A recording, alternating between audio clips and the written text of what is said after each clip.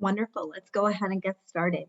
So, hi everyone. My name is Hamira Osman, and on behalf of Muscular Dystrophy Canada, welcome to our Let's Talk NMD, Let's Talk Neuromuscular Disorders webinar, Becker Muscular Dystrophy and Dystrophinopathies. And this is in recognition of last week, which was Becker Muscular Dystrophy Awareness Week. It is my pleasure to introduce Dr. Shannon Binance, who was recently appointed Vice Dean, Undergraduate Medical Education at Western University. Dr. Binance earned her PhD from Queen's University in 1993 and her medical doctorate from the University of Ottawa in 1997. She completed her neurology residency training at the University of Ottawa, followed by neuromuscular fellowships at Schulich Medicine and Dentistry and the University of Rochester in New York. Dr. Binance is a highly engaged clinician and teacher and a researcher who brings a collaborative style, expertise in change management, and a focus on quality improvement to her roles. So we're really grateful for the contributions she's made to medical education, to the neuromuscular field, and for her ongoing support of MDC. And I will pass it over to you. Thanks, Hamira, and welcome everyone. It's wonderful to be here. Good afternoon, good morning if some of you are just on the West Coast, I'm not sure. I'm a pretty informal speaker, so please interrupt me as you go. I can't see the chat or your hands being raised, so here Hamira's gonna keep an eye on that for me, but please interrupt me as you go. I have already received some questions and I'm going to try and weave those into this very brief overview that I have, because I'd like to spend as much time as possible answering the questions that you might have. As Hamira mentioned, I'm a neuromuscular neurologist, and I actually focus my practice specifically on muscle conditions. Predominantly those are inherited, though I do see a variety of people that also are living with the immune-mediated myopathies. So if I can figure out how to advance my slides, like a good academic, I have a disclosure slide, but I don't have any conflicts for this particular presentation. Okay, this is just a brief outline. We'll talk about what are the dystrophinopathies and spend a bit of time on Becker muscular dystrophy, realizing that it is a spectrum from Duchenne to Becker. Talk briefly about making a diagnosis and just general principles of management strategies, and then two of the research resources that I think are valuable for Canadians that are living with muscular dystrophy. And I'm hoping that we're going to spend most of our time answering questions. So dystrophinopathies is the overarching group of disorders that are caused by mutation or change in the dystrophin gene, which is carried on the X chromosome and are inherited. Because males have only a single X and a Y chromosome, if they have a change in the dystrophin gene on their X chromosome, they will be symptomatic.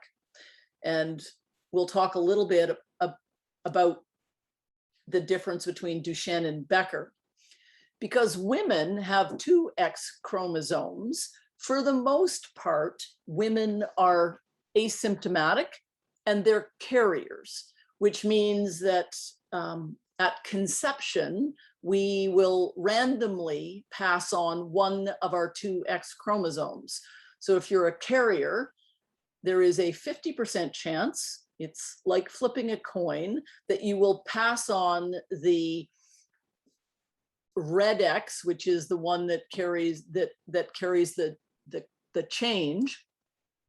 There's a 50% chance that you'll pass that on to your sons, who will then be symptomatic at some point in time, and a 50% chance that you'll pass that on to your daughters, who will then all be carriers.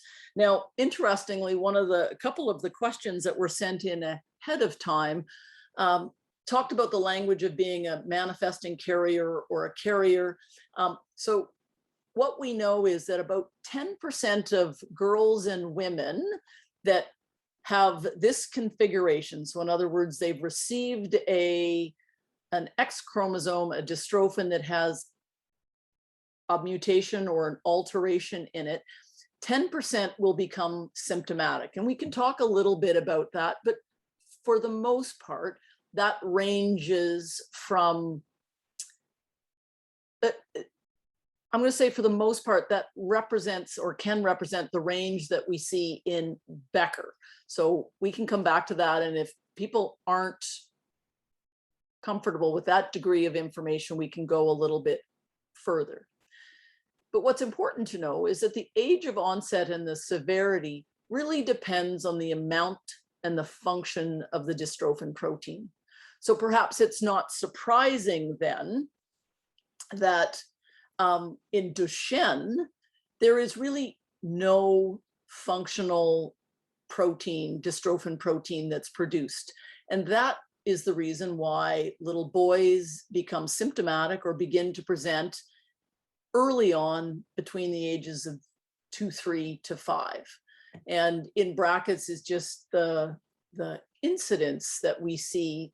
So between 1 in 3,500 and 1 in 5,000 male births, we'll see one young boy with Duchenne. Becker, on the other hand, has variable amounts of dystrophin. So whatever the change is in the gene that codes for dystrophin,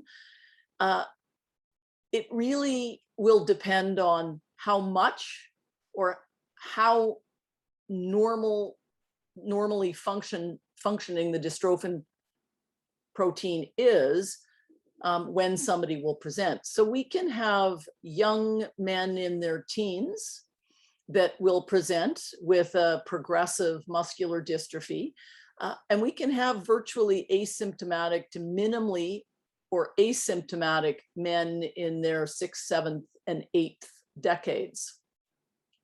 So that's the same with manifesting carriers or females. The 10% can range from minimally symptomatic to fairly progressive muscular dystrophies, such as we would see in Duchenne. And then because the dystrophin gene is one of the largest that we have, and it has a fascinating phenomena where it has different forms that are present in the skeletal muscles, so the muscles of our arms, legs, breathing muscle, the diaphragm. There are versions that we see that are only found in the heart, and there are versions that are also seen in the brain. So the presentation of somebody that has a dystrophinopathy, which is our big grab bag, largely depends on which version is involved and how much functional dystrophin is produced. And I'm just going to take a quick, so there is a question here on certain exons on the dystrophin gene more vital than others. There is work that's done that shows that if there are deletions at, and I'm going to get this wrong, at one end of the long gene, that someone is more likely to have a Duchenne presentation than at the other end. But I don't have that particular, I'm going to say, information at the tip of my mind. So, one of the questions is, how do people present? And this can be true for men and women, but I always like to say when I'm teaching medical students and residents and fellows is that there's very limited ways that muscle conditions can present. And probably not surprisingly, the first way is, or the most common way, is weakness. And when you hear a neurologist or a neuromuscular neurologist talk about weakness, what we mean is people present with functions that they struggle with or activities that they can no longer do.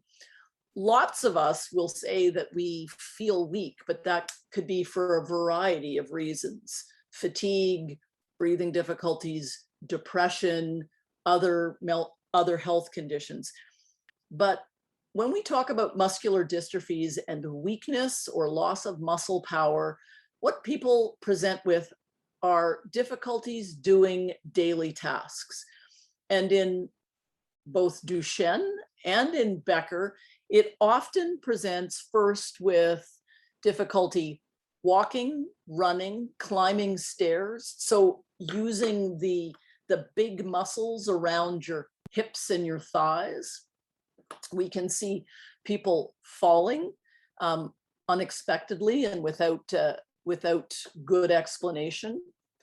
There's a proportion of people that will describe aching in their muscles, most often with exertion. So you go for a walk, you go for a run, and you find that your thigh and your calf muscles are a bit sore.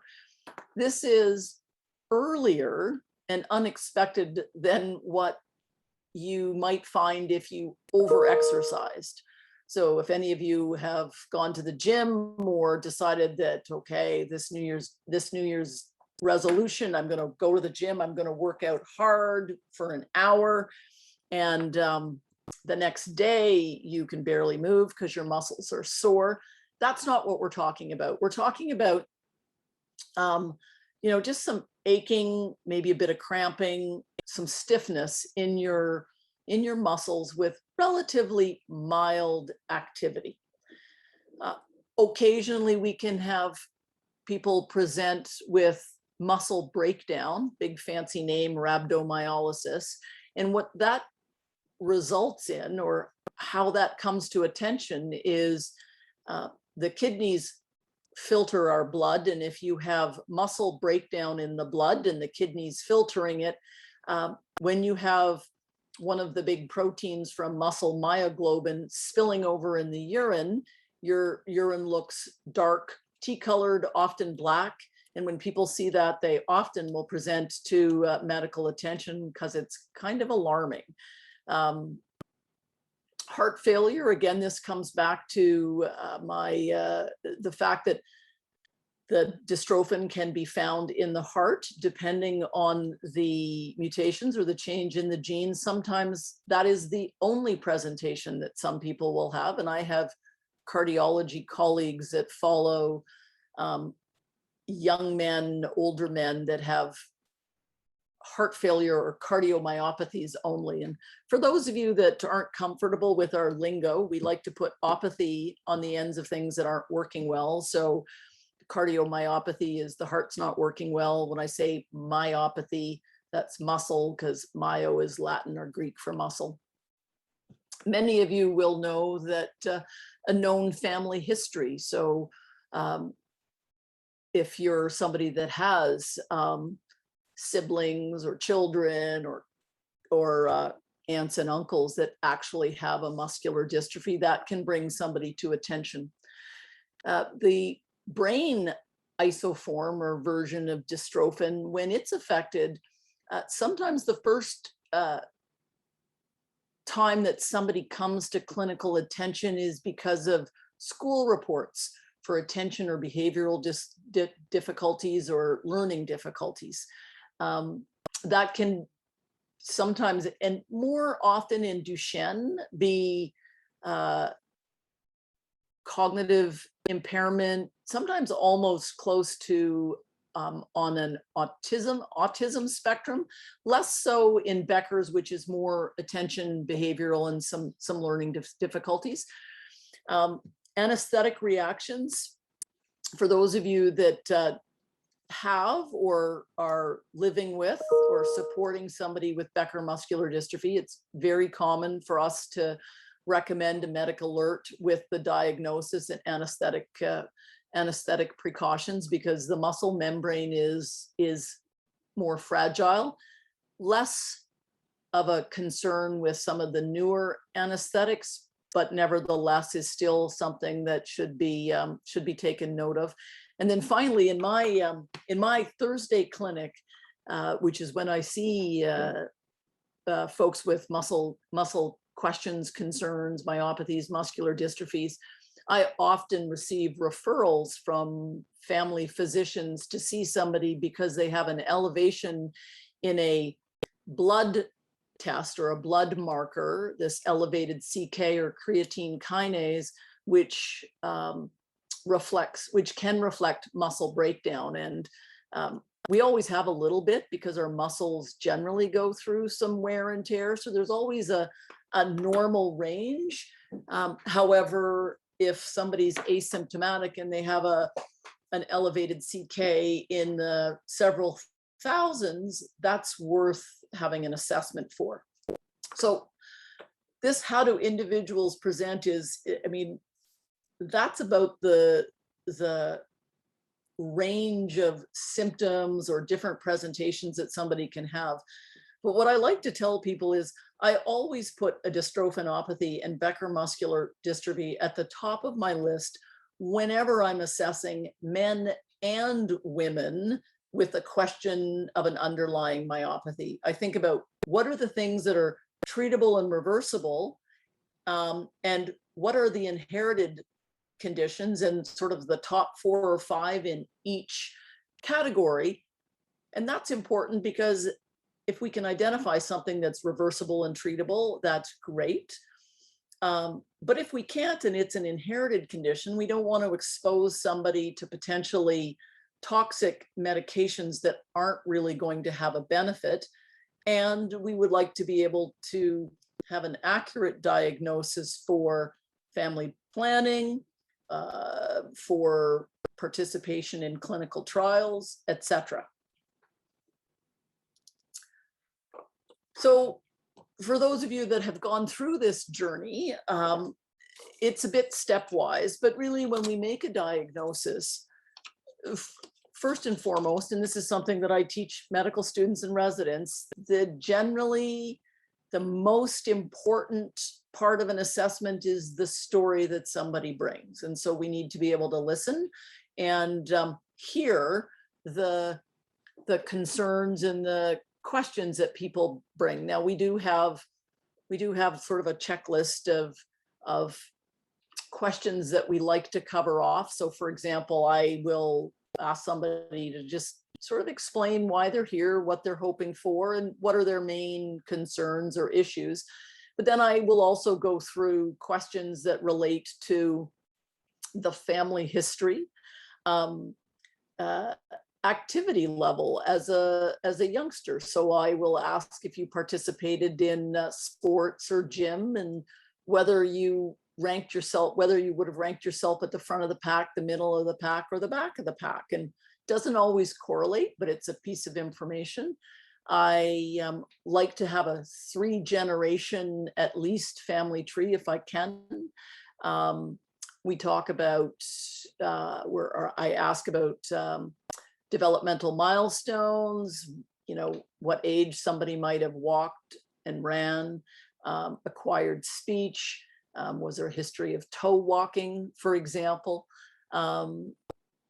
And then we go through school and work, including occupational and what I call social, so habits. Are there exposures to substances or medications that might be toxic to muscle? So alcohol in adults, when we're thinking about Becker muscular dystrophy, medications that we use for common things like elevated cholesterol.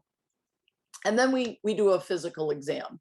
And the exam, I like to think about, and this is how I teach learners, is that the history is you're listening and you're asking your questions and you're generating your hypotheses.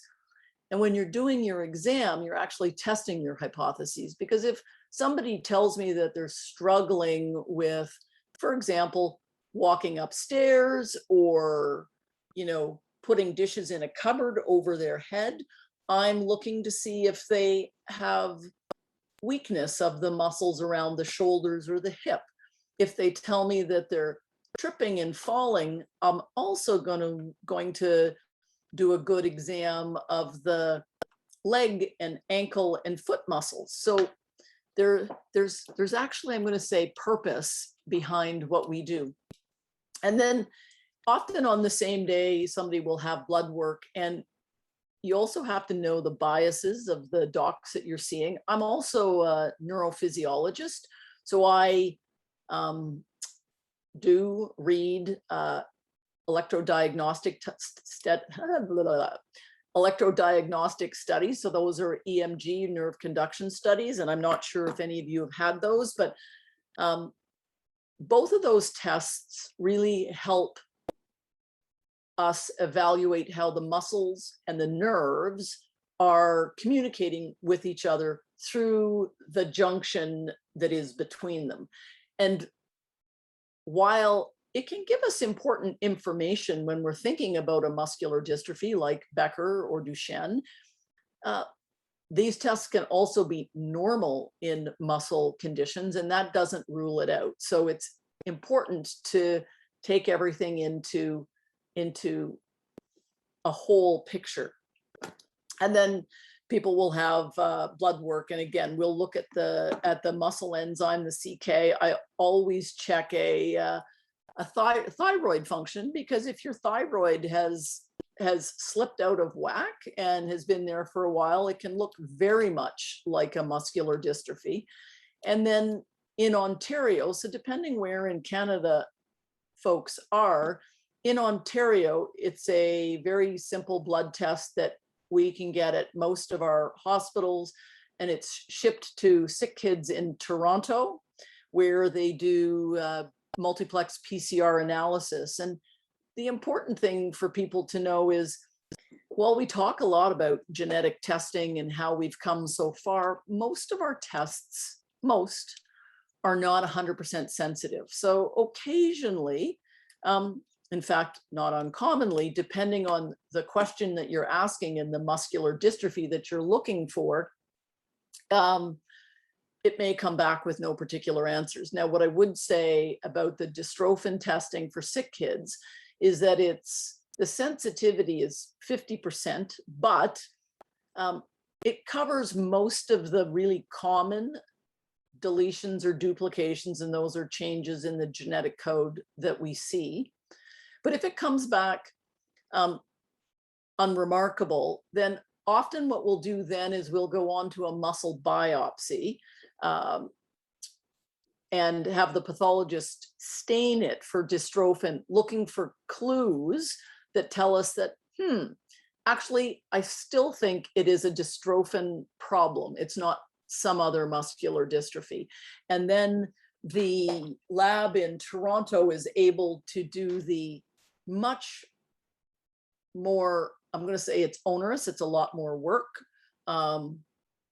It's a lot, I'm going to say trickier, but they can look at the whole coding sequence of the gene to give us a better answer and to give us a better assessment. And then my bias, and of course I have lots of biases and I'm happy to speak to them, is I always, when I see somebody and I'm thinking that they have an underlying myopathy or a muscular dystrophy, I will always get baseline cardiac and respiratory or heart and lung function tests. And in particular, that's important for Becker's, is the heart tends to be involved more often than the diaphragm or the main breathing muscle in Becker. And depending on where we are, what we see, what story somebody tells, I'll usually send somebody off to see a cardiologist for a first appointment. And importantly, and this comes back to a couple of questions that were asked, we have a talk about the inheritance, And I usually recommend that female family members are screened, even if there is no family history. And I can talk a little bit about the genetics, but if you remember me saying that the dystrophin is one of the largest genes known, because of that, and the fact that our DNA is always going through sort of small errors and mistakes and repair, probably a third of newly diagnosed people with Becker or Duchenne do not have a family history. Okay, I'm just trying to find my arrow here to advance my slides. This would not be a good time for my cursor to, oh, hang on. I tell you, technology gets the best of me. And my mother would say, how many degrees do you have? Yep, I can't find my cursor. Oh, hang on. I've got this extra little keyboard that's up and I can't find my cursor on this pale background. Sometimes it's helpful if you want to use the up or down arrow keys. That might help if you can't see the cursor. Yeah, no, up and down and right and left won't work. And, oh, hang on. Hang on. I'm stuck. It won't let me, hang on. I'm going to do an undo here. No, that's not going to do it. I've got this extra little keyboard on top of my screen share chat and QA that I've never seen before. And clear, I'm just going to say clear all drawings. And then I want to go over to my mouse. There we are. Somehow I pulled up a keyboard I never knew about. So from a management point of view, it's still true that we do not have proven treatments or therapies that really slow or alter the clinical course of Becker muscular dystrophy. We're starting to get someplace with Duchenne muscular dystrophy, and there were a couple of questions about that I will address. But for the most part, there's a couple of things that we do. Once we make the diagnosis, I will often ask about and consider a referral to our genetics colleagues to talk about implications for family, for family planning, etc. The reason why I do that is I say that they use far better diagrams of genes and how we pass them on than I do, because I usually just use my fingers. So we talk about genetics, and then there's sort of two sort of prongs. One is this support and anticipatory surveillance of the heart and the lung that may cause complications and health consequences down the line. So we want to keep an eye on that when we see somebody in follow-up. We ask screening questions. We may do an echocardiogram, an ECG, and pulmonary function tests, both at baseline and then periodically, depending on symptoms or not, so that if we start to see changes before somebody is symptomatic, we can anticipate and get on top of. I'm a big advocate, and there's good evidence in the literature to state that being active is important, and exercise. And I talk about mindful exercise, so not the kind of exercise that we think about when we think about young people going to the gym and wanting to build up their muscles for Friday nights, but exercise that is sort of light resistance, toning, and repetitive, that doesn't cause somebody to pay for the exercise the following day. So it's really about listening to your body, finding something that you enjoy, and increasing slowly and gradually, so that this is something that you're feeling it, that you have control over, that you're enjoying. And then on top of that, exercise is actually good for, I think, for the heart, providing you don't have an underlying heart condition. And then I always say, well, we should better check with your cardiologist. But exercise is also good for our souls. Things like stretching, rolling, meditation are all part and parcel of caring for yourselves, both mind and body, living, I'm going to say, living in the moment and enjoying each moment. And then what are the things that we can support and advise? And this is where MDC has such an invaluable role to play, both in the education and bringing folks together, but in sometimes finding supports. So we have an emphasis on function, independence, and quality of life. And so those are strategies such as mobility assist devices, having assessments of home and school and work to make sure that your environment is enabled somebody to be as functional and independent and safe as possible. And then bringing in the other healthcare professionals that are important and critical. And for any of you that have come up through a children's neuromuscular clinic, once you get into the adult world with Becker, we do not have these large interdisciplinary healthcare teams. We have access to individual health professionals, but we usually do that on an individual referral basis. And then I have been doing this for probably about 20 years.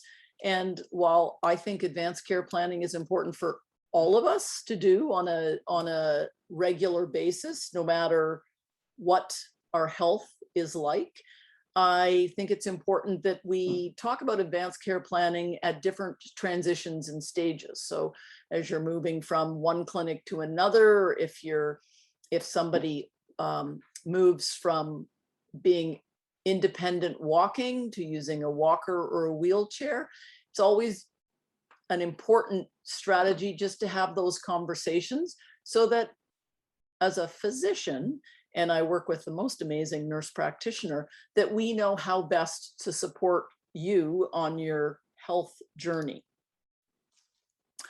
I don't have a lot to say about research. I know there were some questions, but two of the Muscular Dystrophy Canada, I do my best to register anybody that I follow with a neuromuscular question with the MDC, because the information that comes out of the organization is outstanding.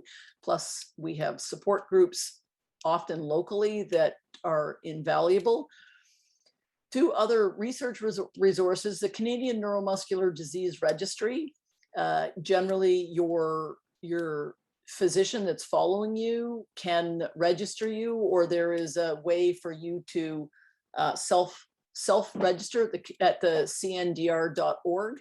And this is many of you will probably heard of it, and I apologize if you've all heard about it, but it's about 10 years old now. It's housed in Calgary, and its goal and purpose is really to facilitate neuromuscular research in Canada. So Duchenne and Becker are one of 4 or 5 what they call index conditions, where they will follow and collect individual participant information at subsequent visits. But also, if you're registered with the CNDR, if a company, an industry, if a single researcher, a university has a research project that they are looking to reach out to, they'll often go to the CNDR, and the CNDR will then reach out to, say, folks with Becker muscular dystrophy and say, this this particular opportunity has presented itself, and are you interested in learning more? So I usually recommend that anybody I follow think about signing up, but I also let them know that there's no obligation. And if they say no, because they're not interested in research, that doesn't change what we do in the clinic. And then this website, which many of you will likely know, www.clinicaltrials.gov, I give to just about anybody that has a neuromuscular condition, including those that have Becker muscular dystrophy, because you can put in the disorder, the condition that you're interested in, and you will find a list of all of the current clinical trials. Some are completed and not recruiting, others are active but not recruiting, some are actively recruiting. It can be a bit of a, it can be a bit of chaos. However, it's a great place to start if you're looking to see what's going on in the country and the world. So this is a US site, but it registers because of regulatory responsibilities for any researcher that's conducting a study, that they be registered with clinicaltrials.gov. And then there's another version in the States under the European Neuromuscular Consortium, or ENMC. But if you put in Becker muscular dystrophy into the clinicaltrials.gov, which I did this weekend, you'll have 68, and I actually selected active and recruiting.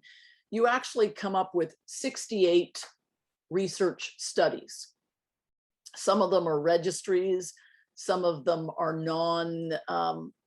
non-clinical trials with drugs. They may be biomarkers or imaging studies. And if you look carefully, of those 68, only 3 are specific to Becker. The rest are focused on Duchenne muscular dystrophy. And we can talk a little bit about that if folks have questions. But by and large, the clinical studies that are going on in Duchenne are, I'm going to say they're more common than Becker for a couple of reasons. One is that the clinical course, or somebody's trajectory from diagnosis, and with Duchenne to end of life, is fairly well described. So when you're doing an intervention and looking at survival, for example, or introduction of dystrophin by gene transfer, the Duchenne boys population, or young men population, is more similar than different. But if you remember what I said about Becker and how we can have individuals with Becker muscular dystrophy that range in age from early teens to 70s and 80s, mildly, minimally symptomatic, to some being in a wheelchair, and so using a wheelchair, and personal care workers or caregivers for activities of daily living. It becomes more challenging to have a clinical trial with a, I'm going to say, with a group of participants that allows the researcher to draw conclusions. Now, that's just my interpretation. We can certainly talk about that a little bit more in the Q&A session. And then, that's all. I think that's a broad enough overview. And so I really would just like to acknowledge that much of what I know, what I have learned, and what I bring to my clinical practice, I've acquired from, caring for and talking to patients and families that allow me the privilege of participating in their care. And no talk on any neuromuscular condition would be complete without acknowledging how fortunate I am to have worked with Wilma Koopman. She's a nurse practitioner that I would say every time we're in clinic and somebody asks me a question, I put my hand up and I just like, okay, just a second, let's go get Wilma. She'll know the answer to this. So with that, I'm going to stop sharing my screen. And I'm happy to answer any questions that I haven't answered or ones that arose. Before we get into questions, I have to thank you for a really clear and informative presentation, and also for taking the time to answer some of the questions that came in ahead of today's webinar. There have been a few comments and questions that have come in, so perhaps I can go ahead and ask one. Does the amount of dystrophin relate to function? So you mentioned that there could be variable amounts of dystrophin. Would that relate to function or how it affects the heart and lungs? So in general, and I would say the most straightforward way to look at that is to say yes. The more dystrophin somebody has, the less severe clinical presentation would be. And that is I'm going to say my understanding or appreciation of the studies that are going on in Duchenne muscular dystrophy with the exon skipping, where young boys with Duchenne aren't making any dystrophin. And so by using their magic with their antisense oligonucleotides and skip over an exon so that the cell's machinery is able to read through and produce some dystrophin.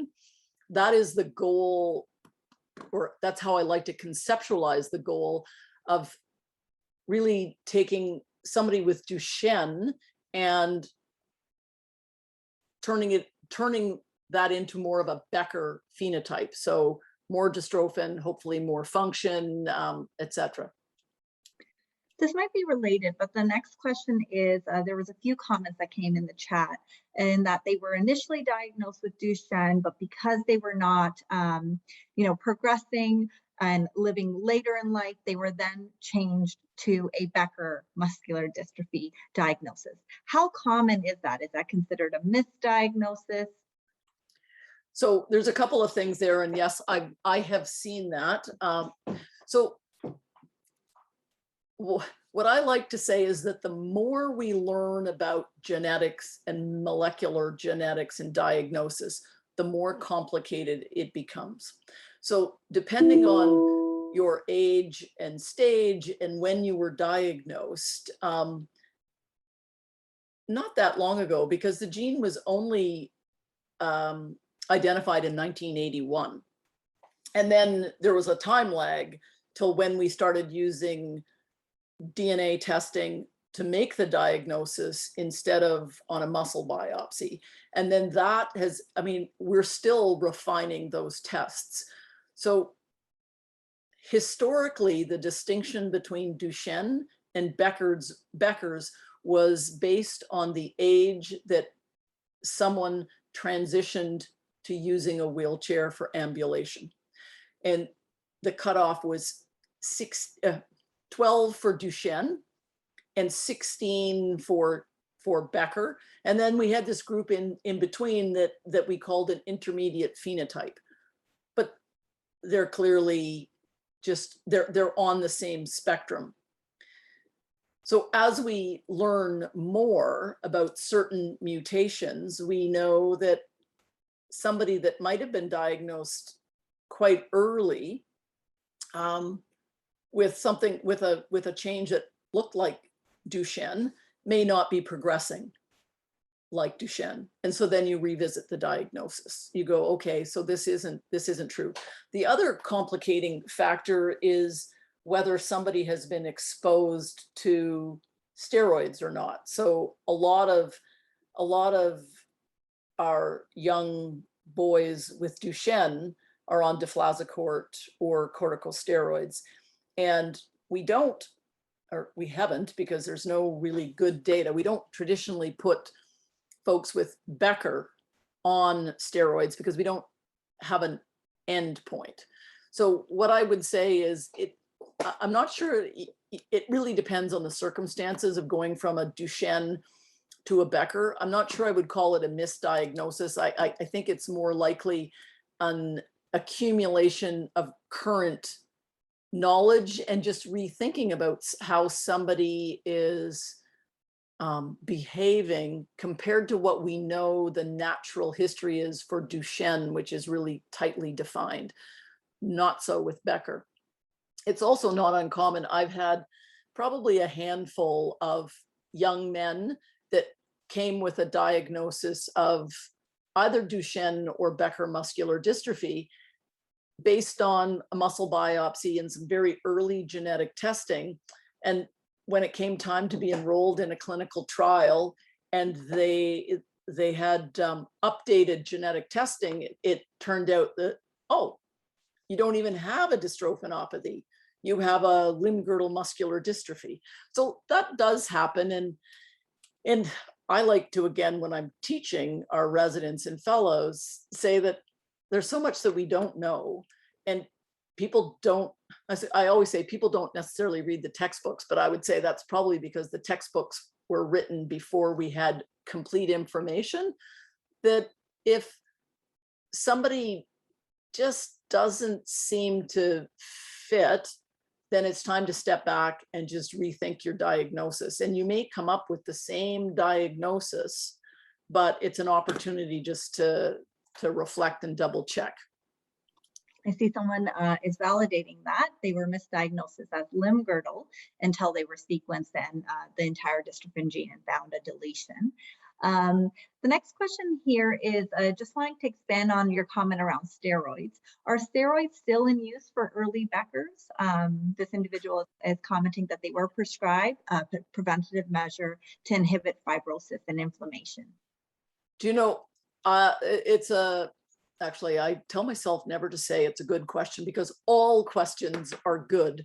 I usually say it's a good question when I'm scratching my head and I don't have a good answer for it. That's what I should really say. Okay, you're going to stump me. There have been no good clinical trials in Becker using steroids, and the challenges with that are what is the end point for stopping? How do you know that you've made a difference balanced with the exposure to all of the side effects of prednisone? And there are many: thinning bones, bone fractures, high blood pressure, diabetes, cataracts, glaucoma, weight gain. I could go on and on. So what I would say is, in my career, I have treated a handful of men with steroids based on several long conversations about risks, possible benefits, and this big unknown that we can't actually embrace. I also tell them that, again, you want to know the bias of your docs. And I'm conservative. I actually am I believe in that do no harm. And steroids, while they are miraculous in some settings, and they've been shown even with Duchenne after boys have transitioned to a wheelchair. Again, these are cohort studies, not randomized clinical trials, but cohort studies that have showed that there's likely ongoing benefits in heart and lung function. So I have young men with Duchenne in their 20s and 30s and continue to treat them with their deflazacort. So that was a complicated roundabout way to say it depends. Fair enough. Here's a question Leona put in the Q&A. As a carrier with a family history and 2 adult sons living with Becker's, is it possible for me to develop muscular dystrophy in my senior years? Similar question to this, just to add, is as a carrier, they wanted to know, what are the standards of care? How often should they be seeing cardiology or neuromuscular specialists? So I have I'm going to say I have a handful of women that I have diagnosed with Becker or a dystrophinopathy in the absence of a family history. And so we don't have, I'm going to say, the knowledge from a family about what the clinical course might be.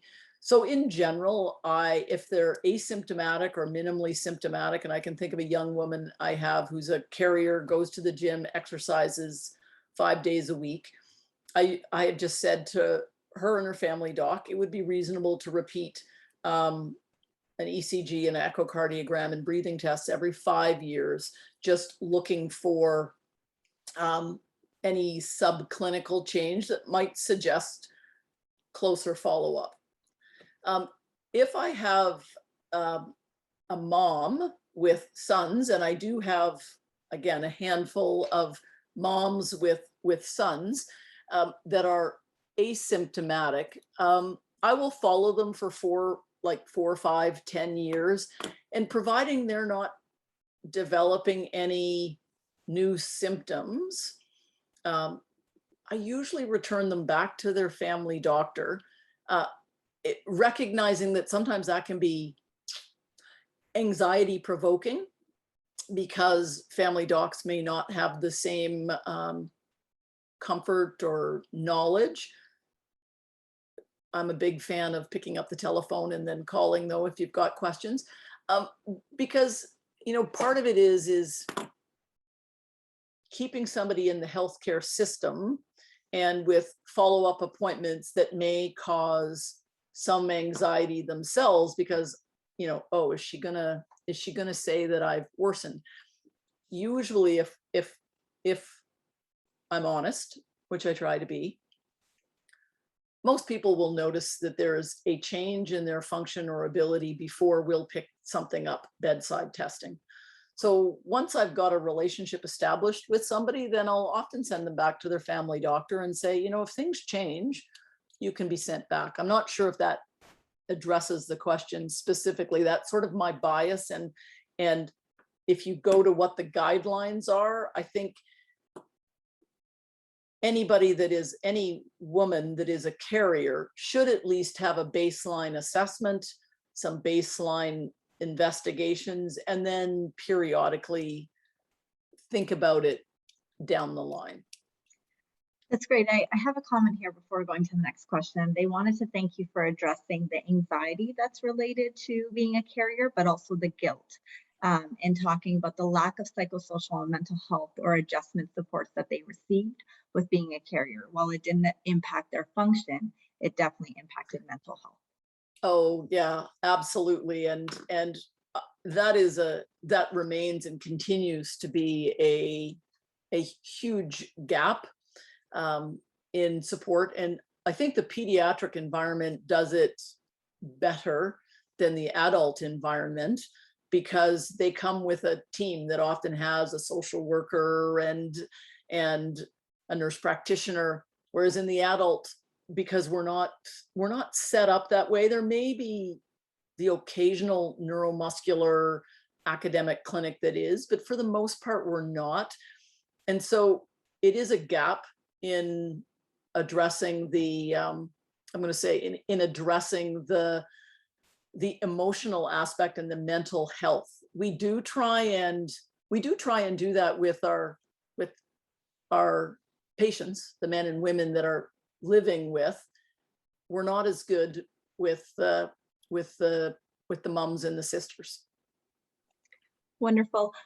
Two questions here that I'll collapse together. One, we're seeing commonly in the comments and the Q&A that many were diagnosed in their 40s or late 30s.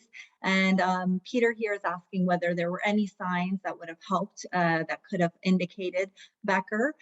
He notes here that he did have a hard time with certain physical activities as a child, balance issues when riding a bike. Similar question to this was around newborn screening. Do you anticipate seeing newborn screening for Becker muscular dystrophy? And would that be problematic to learn about a condition that would probably have an adult onset at 40s in the case of Peter? Yeah, that's a challenging question, and probably better for the pediatricians and the geneticists who develop the newborn screening programs. Again, one of the I'm going to say the truths that I talk about with people that I'm following and are concerned about risk to their children. So it may be Becker, but it may be any of the other muscular dystrophies, in particular the autosomal dominant ones that go through every generation. And people wanting to know, well, are my kids affected or will they be affected? And the conversation that I usually have, and this is backstopped by the Canadian and American societies of clinical geneticists, is that in the absence of a treatment that actually slows, alters, or cures a condition, they don't recommend screening or testing until somebody reaches the age of majority and can make the decision for themselves. The reason why I am comfortable with that is we do know, and people will tell stories that once they're aware, then you may start treating your children differently. And that's not always positive or negative, but it can create tensions and differences in families. And if we can't do anything about it, I sort of reassure people that, let your children run their lives, with the awareness that they are at risk. And if you think that they're starting to struggle with function that you don't think they should, or they're starting to, I did that when I was like 14, then it may be a time to have them seen and assessed, if that's helpful. That's great. So you must have seen the question similar to this, that this individual has Becker, and how soon can their 2-year-old daughter be tested to see if she's a carrier? Yes.